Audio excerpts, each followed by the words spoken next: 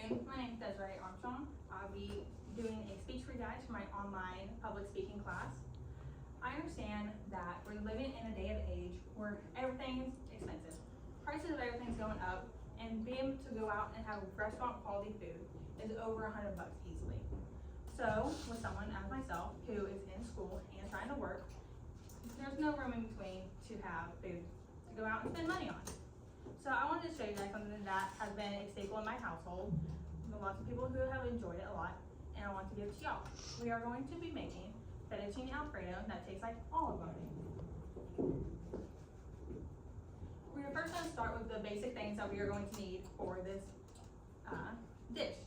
I like to make it enough for 6 people, so this is a recipe for all 6 people.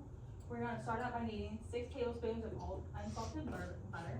I like to use Kroger from Walmart. It is 100% butter. There's no oils or anything inside it.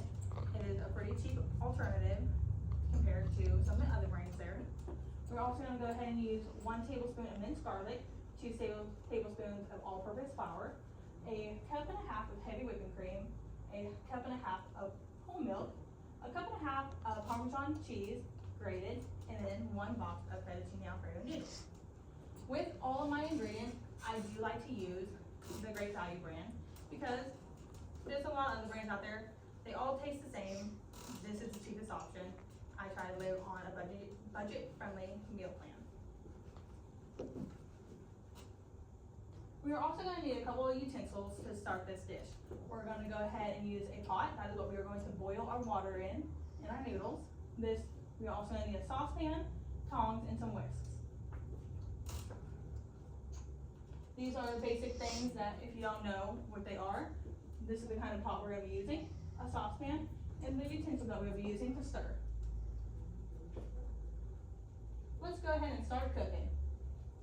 So we're going to start with the ingredients in order from what we're going to have. We already went over the salt that we're going to use. We're going to use butter, our minced garlic, all-purpose seasoning for flour, heavy whipping cream, milk, cheese, noodles, and salt and pepper to your taste. And then once again, these are all the things you're going to need, utensil-wise, for cooking. So we're going to go ahead and start with prep. We're going to go ahead and prep our water in our, I'm seeing now that you can't really see, it is a pot, but for this, for 6 people, for 1 bag of noodles, you're going to need 4 to 6 quarts. Depending on how big your pot is, mine holds 5 quarts. So I went ahead and used 5 quarts. After you go ahead and add your water, you can go ahead and add a tablespoon of salt. This just goes ahead and gives you some flavor for your noodles.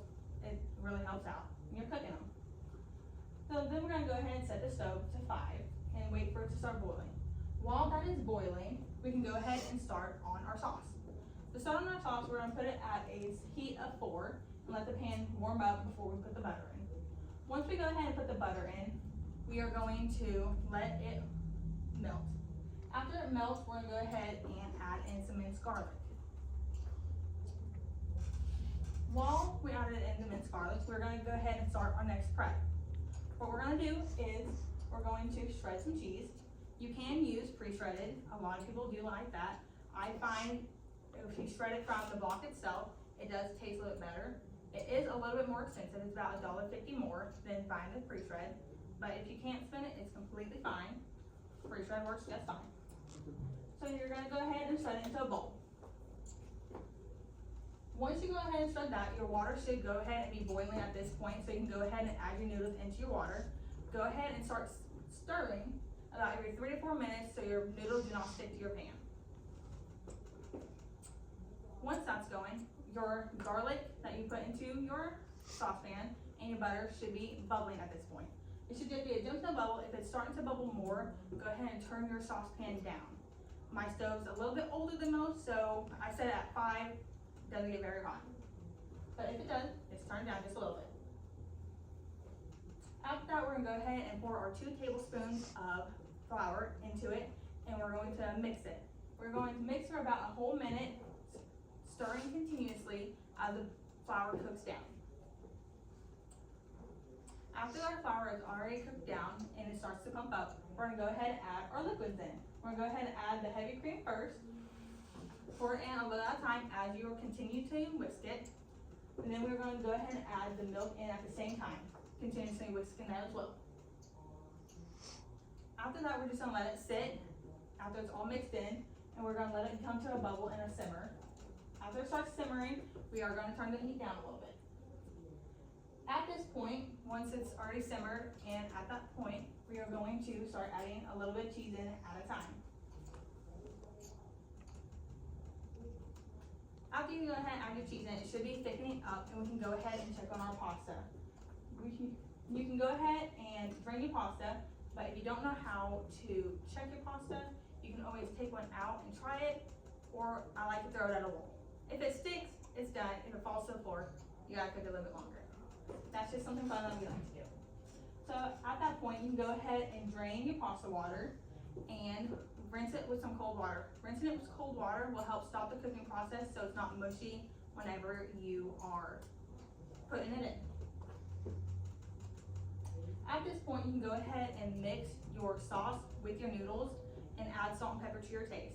Some people are more on a sodium controlled diet, so this is something that you can add in before you start serving, and everybody can add it in at their own time, at their own will, just to kind of be a little bit more healthy with that. And then you can finish it off with some parsley.